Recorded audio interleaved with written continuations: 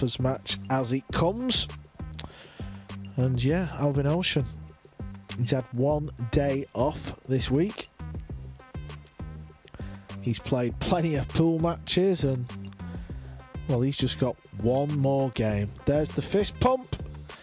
There's the lag.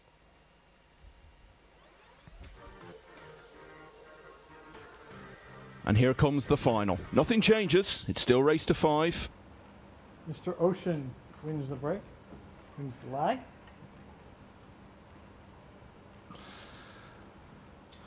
And you look at the lag and think it might not be that consequential. It certainly could be, because if it goes hill-hill, Ouschan would have the break in the last rack. Yeah, these finals have a tendency to throw up surprises and drama. Obviously, David Alcaide, well, he's had plenty of drama over his career. This is it then. 19 of them started out. 17 have gone by the wayside. And now it comes down to Albin Ouschan, the 2016 World 9-Ball champion from Austria, and David Alcaide of Spain, the 2 times and reigning World Masters champion.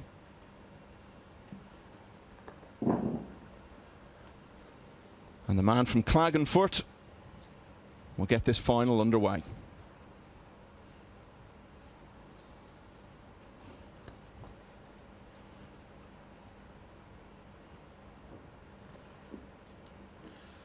Rack number 1, Mr. Ouschan to break.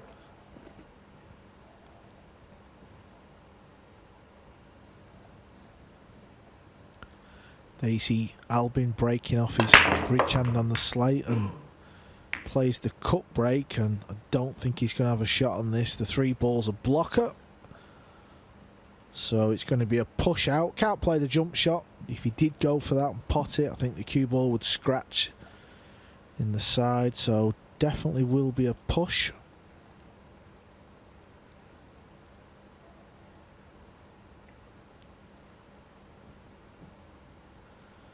If you are tuning in for the first time, well, this is the final, and after the break the player can play a push out. And what the push out is, it means Albin can hit the cue ball, he can also hit any other ball. And then when David comes to the table, you will have the option to play the shot or pass it back to Albin. 10 seconds. Yeah, and it's a tricky push out, this.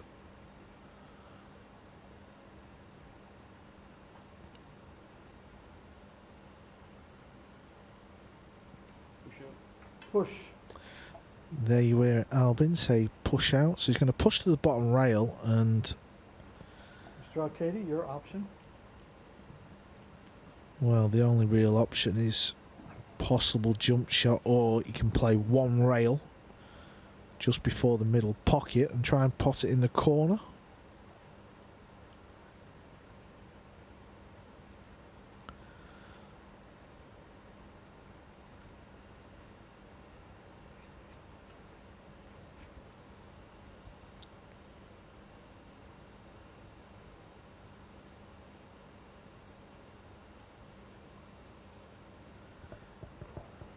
And I think he's handed it back. Now, if Albin does go off the side rail before the middle, I don't think he'll be far away from potting this. It's, yeah, he's just indicating he's going to do that with his cue. I think he'll get close to this. It's not that difficult. He'll definitely get the 1 ball up towards that pocket. David will know that, so he's took a little bit of a gamble. Well, didn't go up towards the pocket, it went straight in the pocket, straight in the centre, so it was a good push out and it paid off.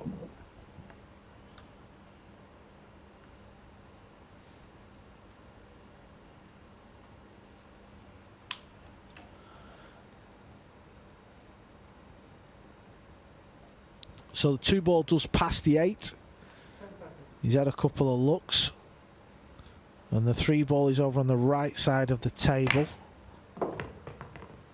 Yeah, nice shot. Perfect on this 3. Michael, fair final? The right 2 players? Yeah, I mean, I think Alcaide has been the most dependable player, hasn't he? He's not been throwing in the unexpected misses. He's looked very assured, very confident, and strikes me as someone who's prepared really well for this tournament. And Albin Ouschan, I think now, whatever happens, has been the man of the tournament, just because he's been here for so long and been involved in so much drama. And when you think of the number of times he's gone close to going out, you go back as far as last Tuesday night when he was having a shocker of a day. His first 5 matches, he'd only won 1 of them, and that had been Hill. And he had to win his last match against Ralph Souquet to avoid finishing bottom of the group and going out in Group 2. But he did it. Obviously, earlier tonight, he had to win all of the last 3 racks against Niels Feijen, and he did it. So yeah, is the answer to your question. I think we've got the finalists we deserve. Eklund Kachi played really well. Chris Melling, in a different way, performed very well. But they couldn't quite see it through. I think we've got the right final. In a format like this, I think you're generally going to. And you'll probably get the right winner as well. And Albin Ouschan is the winner of the opening rack.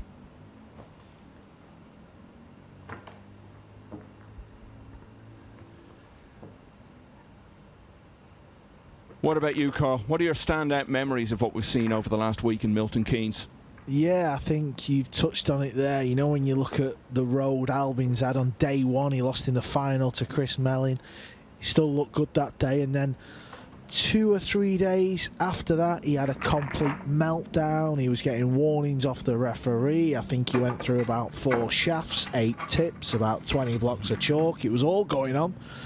And then he just sort of turned it around. He kind of just decided, got nothing to lose, go back into, you know, Mr. Ice Cool mode. And since then, he's kicked on, and that definitely helps his game. I mean, nobody throwing cues and chalk and shaking their head every 2 minutes. It's not going to help your game. And yeah, and even before against Niels, he won the last 3 racks, and just, yeah, it's just been an incredible story for Albin this week. And like you said, he's gone through every single emotion. That last match with Ralph to stay in the event, and then I think like Gomez when he missed the 9-ball to qualify, and then the very next day he went home. I was a little bit surprised with Darren Appleton. He won his first match, and I thought I really fancied this format to suit him, because like all the players, he's been out of, you know, the game, and I think this format really lent itself to all the players. They got a lot of pool, and yeah, the way he exited, it was a bit of a shock. But you know, in the end, I think the right 2 guys are stood here, and whoever goes on to lift the trophy, it'll be well deserved. I think the other match we have to mention is the group final the other night, when Kelly Fisher came from 4-1 down, the semi-final rather, to get to the final. She had to recover from 4-1 down against Mieszko Fortunski, and did it. And he was never the same player after that. Now, he raised his game yesterday and ended up getting to the Group 7 final, came within a couple of racks of being with us today, so that's a standout moment as well. Yeah, that's a good point. I do apologise to Kelly, I kind of forgot. I think she's been a massive story in the event. It was a bit, you know, we was a bit unsure. You know, a lot of people was saying, oh, I think Kelly's going to finish last in the group, but time and time again, day after day, she was beating the top men. She was staying here, you know, and yeah, Kelly, big story. And of course, let's not forget, both Fishers will be back. We won't have to wait that long. The 9th through till the 14th of May, the World Cup of Pool, Kelly Fisher and Alison Fisher are partners. How excited are you, Michael?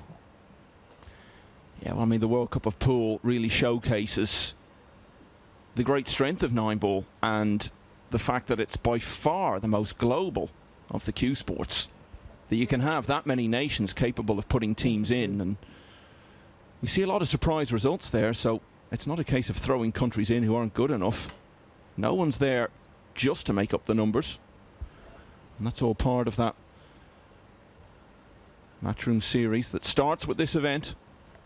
Yeah, and the man at the table, he was telling me in the comments box that his partner, Mario he said he doesn't like playing against the ladies, so the defending champions, that could be an interesting matchup. He versus she. Sorry. Love it.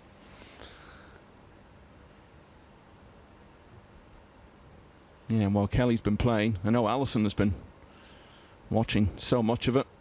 She's been texting us both through the week. Attention, please. Yeah, she's been after all the juicy gossip, but unfortunately me and Michael have, well, we've been busy working, and this rack has gone a little bit safe, and that's not quite worked out well for David. Yeah, he's just waiting to try and impose himself on this final.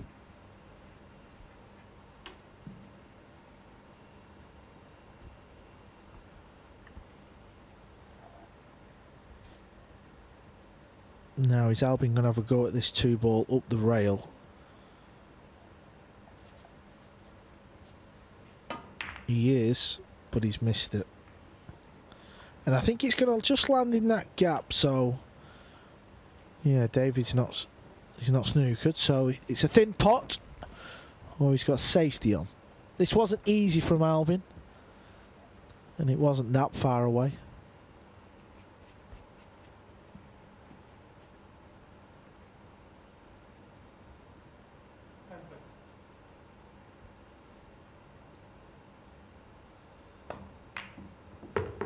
Yeah, good pot, needs a little bit of help. He's bumped the 9-ball and the cue ball has stayed on the rail. Early days, but he's not quite getting the running. No, let's not forget this final. It is the final, but it's still a race to 5. So you've got to try and stay in there. You don't want to be, you know, under the utmost pressure early on. So Alcaide plays the safe, and yeah, he's got the safe, but I'm wondering if Albin can jump over the 8. Yeah, he's got the jump cue, so he's trying to jump over the 8-ball and pot the 3 in the side pocket.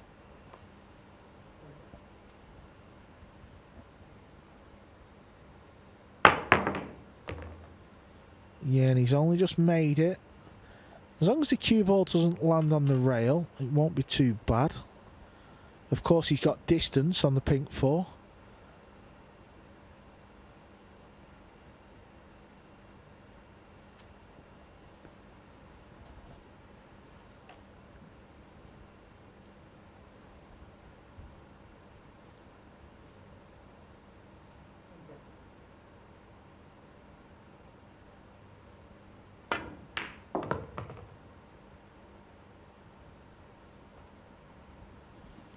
That was a nice shot. He's found the gap in between the 8-ball and the 6.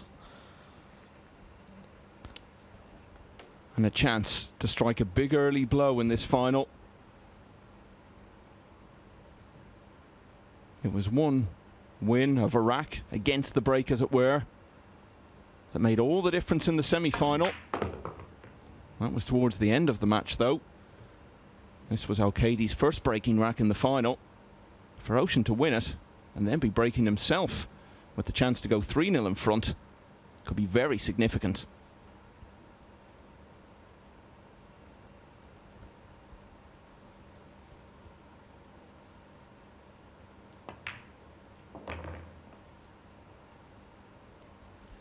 Yeah, he's got such a nice touch at the pool table. He's always, you know, he doesn't whack the ball too hard in the pocket. Always seems to land on the right angle to make the next shot easier.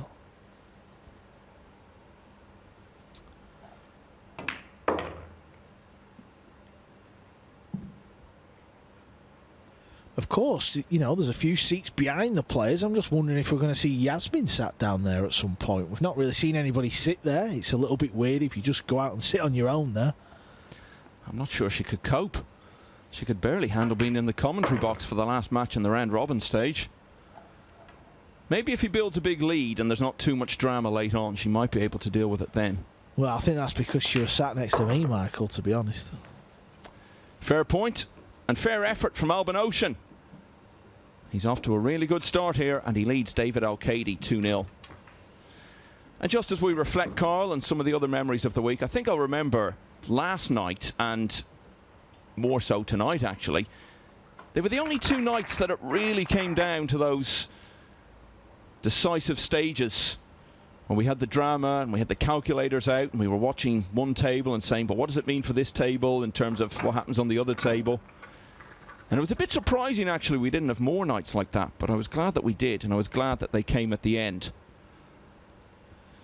Yeah, and I think to elaborate more about the whole event as a whole, I think, you know, we've said it before, there was a lot of people, we didn't understand what was going on with the groups and why are they in Group 1 and why are they in Group 6 and all this, but I think now everyone's seen the event, you know, we're on the last match, I think everybody understands it now. I think it's gone down absolutely tremendous, and I just can't wait to get back to the next one.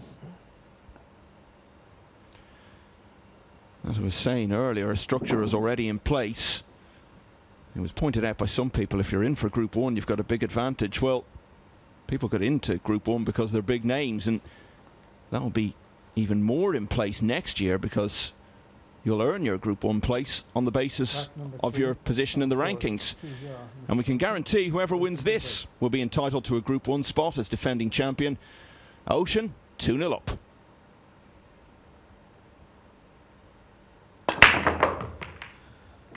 Yeah, Albin as well, he's been breaking real good as well, and he's been putting a lot of balls, hasn't he? He's potted 3 balls again there, Michael. Yeah, I said that in the semi-final. That was happening a lot from both of them. Don't think we've had more than 4 go down off the break any time this week. I don't know if there's been more than that in any of the matches you've been commentating on when I've not been here. No, it's kind of very rare, really. I think in order to kind of get that amount of balls, you really need to, you know, sort of get up there and give him a good sledgehammer. The great Filipino Jeffrey de Luna, he's probably the hardest breaker on the circuit, but to be honest, you don't really see the players breaking as hard as they can. It's not really needed, you know. They're probably, you know, Albin's probably hit them at like 60% of what he can unleash. So why would you hold back the other 40? Just because you want to control the cue ball. You know, if you really let fly and throw your body through the cue, it's harder to control the cue ball. So no one's ever breaking at maximum speed, and I suppose the only way that would change is if, I don't know, the speed gun come back and you had to break over, let's say 25 miles per hour or something.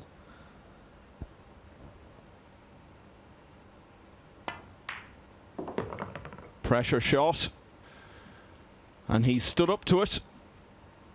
Albin Ouschan sensing now he's got a chance to take a very firm grip on this final. Yeah, just kills the cue ball lovely to leave this perfect angle.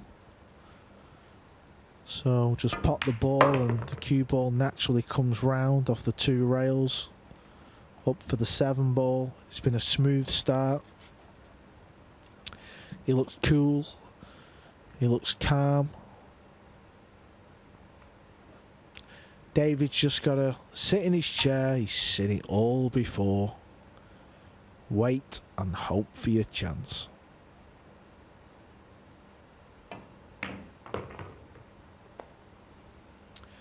Albin's insinuating he's had, well, a bit of a keen bounce, but he's okay. He's got a nice angle there, he can spin it round off the 2 rails for the 9 in the bottom right.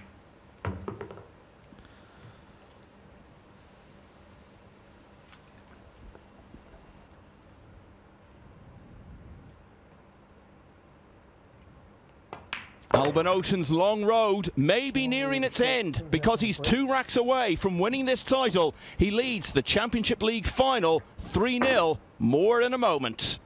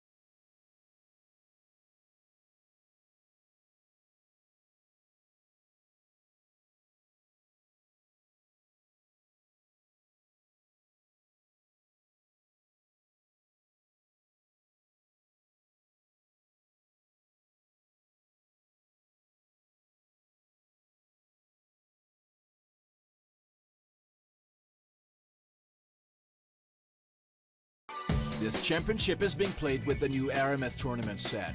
Featuring a unique molecular structure, it guarantees razor-sharp precision and unsurpassed longevity. Unquestionably the best pool balls in the world, this set is available in a TV and a value pack version, as well as in the new My Aramith Range of Ball and cue cases. Now you can bring and play with the best ball set everywhere you go. My Aramith, bringing new dimensions to your billiards experience.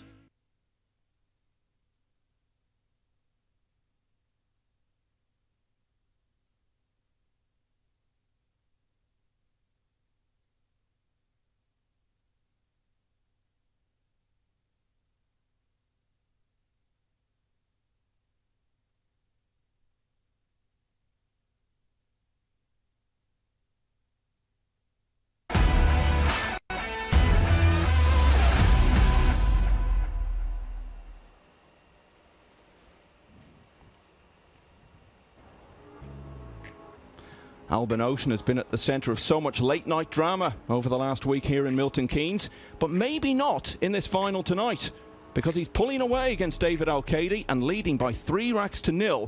He only needs 2 more to lift that trophy.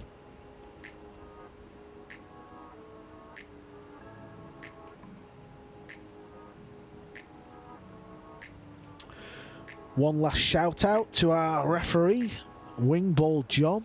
That's what he's known on the circuit, Mr. John Lehman, New York City. There you see he's just checking for the gaps in between the balls. He's heading back to New York tomorrow morning, but he'll be returning to these shores just a few weeks really for the run of 3 events in the Matchroom series. We were talking about the World Cup, there's the World Masters as well, and of course the biggest of the lot, the World Championship. David Alcaide, 3-0 down.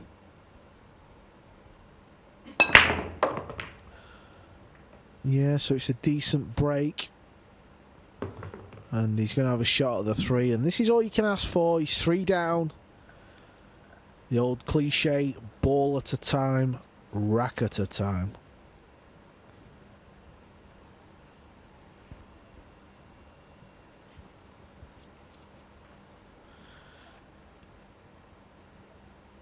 We've seen earlier on tonight, Albin Ouschan was playing Niels in the last group match. Albin was 4-2 down. He had to win the match to qualify for the semi-finals. He won the last 3, so we know it's possible. Yeah, and we were talking earlier about memories of the week. That was a big story that was unfolding earlier in the context of Niels Fion's participation in the tournament, because he'd had a bad day, hadn't he? And he went into that match knowing he needed to win 5-0. And he gave it a good shot, didn't he? 3-0 up at one stage.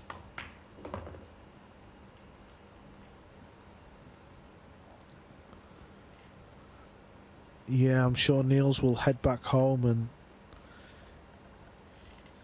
he'll know what he needs to work on and get himself ready for the next event he plays in. So David's going along okay here in rack number 4, and of course it's a rack that he desperately needs.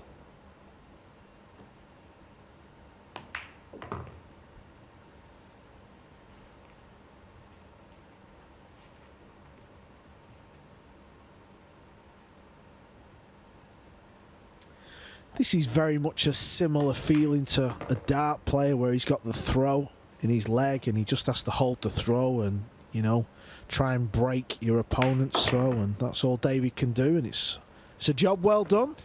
Yeah, he's played his part there. But remember, Ouschan only needs to win 2 more breaking racks. And again, of course, if Alcaide can do what Ouschan did in rack 2 and win against the break, then suddenly it's starting to look like something of a 50-50 final again.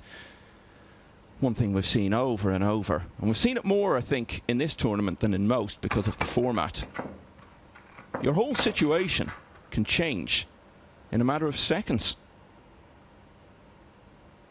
And dramatically so. You can be heading out 1 minute, looking good to go through the next. And the alternate break format definitely plays a big part in that. Yeah, this is why for me pool's such a, it's such an exciting game to watch and be a part of, because you never quite know what you're going to get.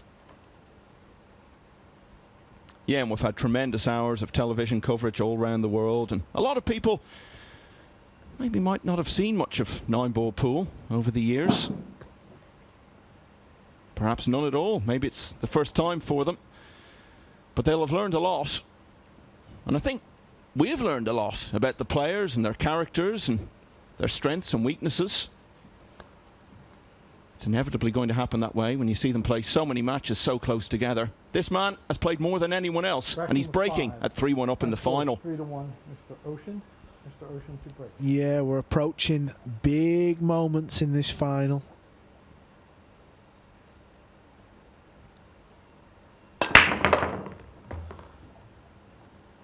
Oh, he did lose the cue ball. He slightly cued across it and he nearly scratched in the side, and you just kind of get the feeling it's meant to be for Albin. There you see, just it's the point, and the 2-ball comes round and lands over this pocket. It would be an incredible story if he does go on to win this final, though. What he's been through from day one. He's had one day off. He's played 50 odd matches. Well, we often say it in knockout events in any sport that so often it happens for winners of big titles that they have one big scrape along the way where they almost go out and they just survive and go on from there to win it. Well, he's had so many times where he's been on the brink in this event.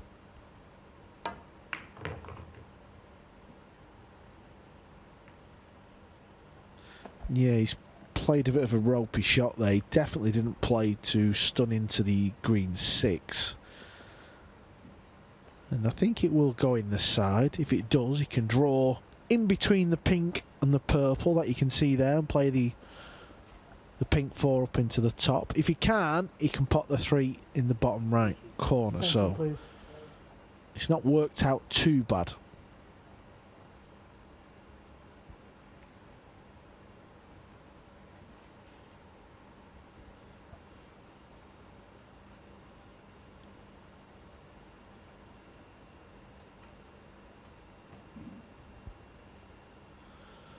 So let's see what he's playing. I think he's playing it in the corner.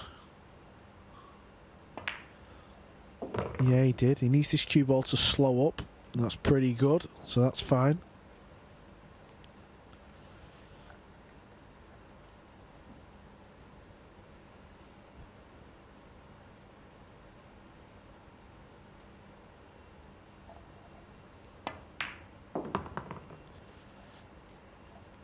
Yeah, that's okay as well. He should be able to reach that. And he's got a little angle just to come back out for the green 6.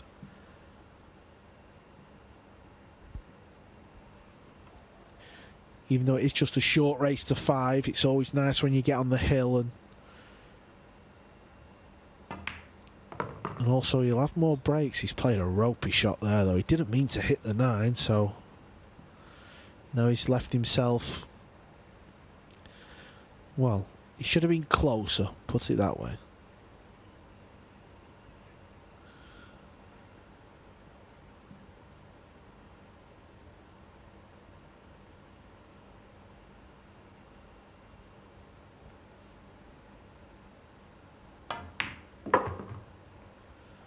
Yeah, that's a lot better. I think a few days ago, Michael, we might have seen Albin miss that because he was beating himself up, he was going through the motions. Certainly on day or 2, that could have rattled and stayed on the table.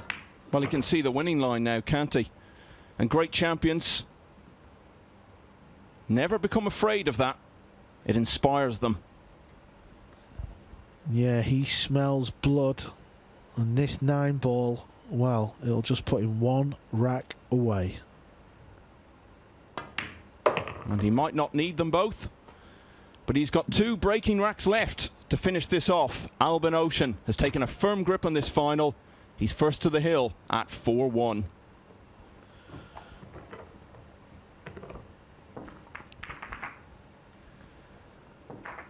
And of course, this title will be so worthwhile to win in itself, but what a way for Ouschan to prepare for the defence of his World Cup title, along with Mario He for Austria, in 6 weeks' time.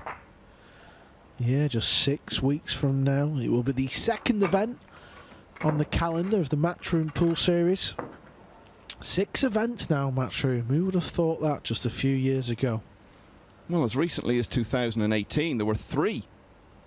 So to double your calendar in that period of time is remarkable. There they are, all 6 of them.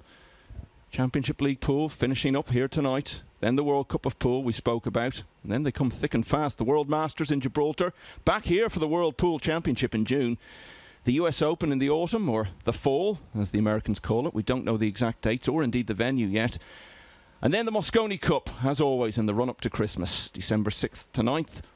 Europe defending, having won the Cup back with an 11-3 win in Coventry last December. I think there are 2 sorts of 9-ball pool events now, Carl. Matchroom events and the rest. Well, yeah.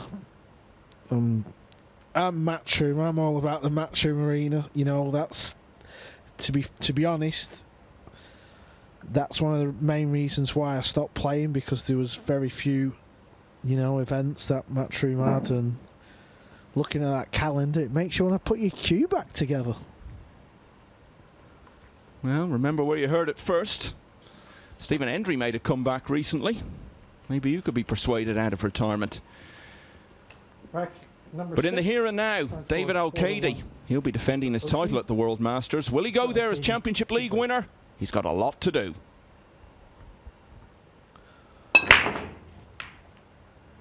Oh, wing ball John has let him down. So this is first chance to win the title. He's got an open shot at the 1. It's in your hands. This is the harsh reality of pool. I mean, David Alcaide, he's not really been involved in this final. He's not really had the opportunities, and you know, he's battled hard day after day, match after match, and when it mattered, it's just not happened for him. And if Ouschan does win it from here, it's been a night of anticlimactic exits. You think of Catchy and his miscue, Melling and his scratch. Attention, please. It wouldn't really be fitting for David Alcaide's tournament to finish with a dry break after all he's contributed. But it may come to pass.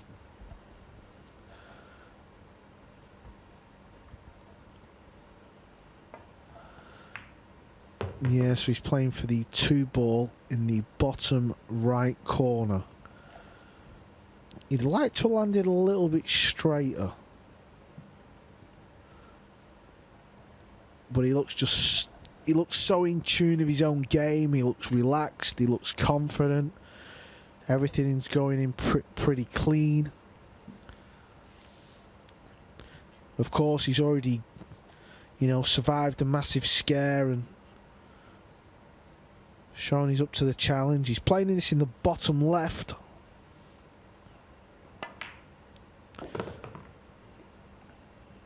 Wonderful shot, heart of the pocket. The speed of the shot was perfect. Well, the day was threatening to drift away from him. He'd started so well. He only lost 2 racks in total in winning his first 2 matches, but then he lost 3 in a row. And that was before the drama against Fine turned it round.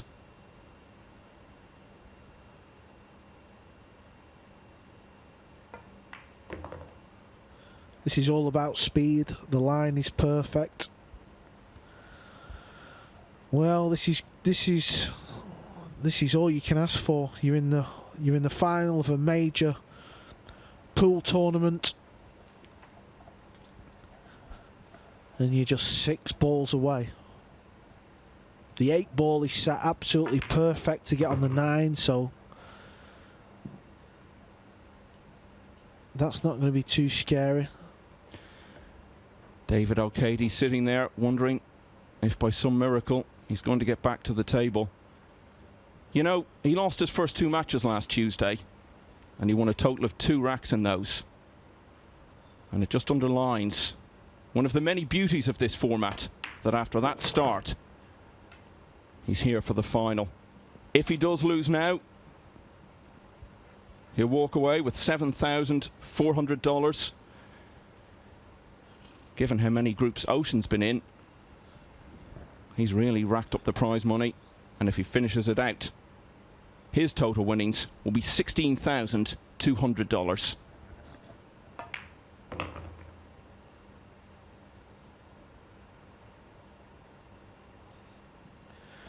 Yeah, he's just landed a little bit straight, so he can't get the cue ball closer to the 8, so he's going to have to just play a stop shot, take his medicine, and just knock the 8 ball in.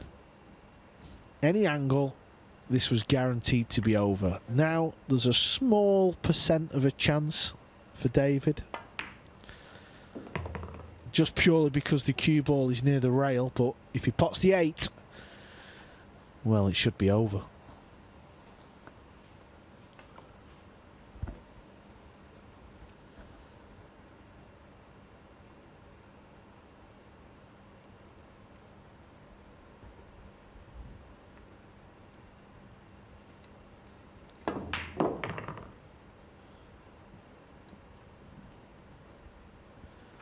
Didn't go in clean, but it's gone in.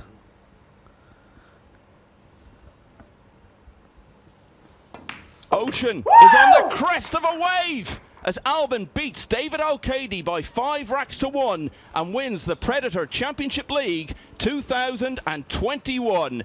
It's taken him 52 matches to do it, but now it's over and the trophy will be heading into his hands and back to Austria.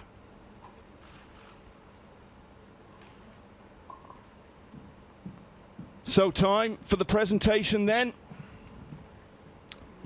There's the MD of Matchroom Multisport, Emily Fraser, and to conduct the presentation ceremony, John Lehman.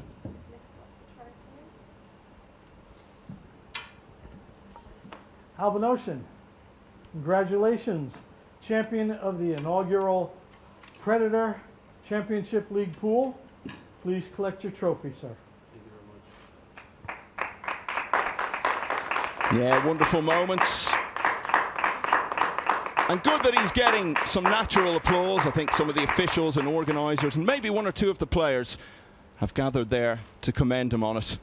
Carl, what a week, and we have the right winner, a worthy champion in the end, a great champion. Yeah, phenomenal champion and super nice guy. I know he gets a lot of stick on social media because he comes across a little bit angry, but you know, he's around the venue, really nice guy, family man, and you know, the right guy. He did kind of all go his way in the final, but boy, has he battled hard this week. Yeah, I know he was saying to me earlier that his daughter was a bit upset to see him go, actually, because she's become so accustomed to having him at home during the extraordinary events of the last year. But Daddy's coming home, and he's got the trophy with him. Yeah, and David can't be too disheartened. He didn't really do anything in the final. It was just one of them unfortunate pool matches, and, you know, he's had things go his way. You know, he's won many titles, and he'll be back, and overall, very successful event, and this event is here to stay. Pool events come in all forms, 8 ball, 9 ball, 10 ball, straight pool, banks, 1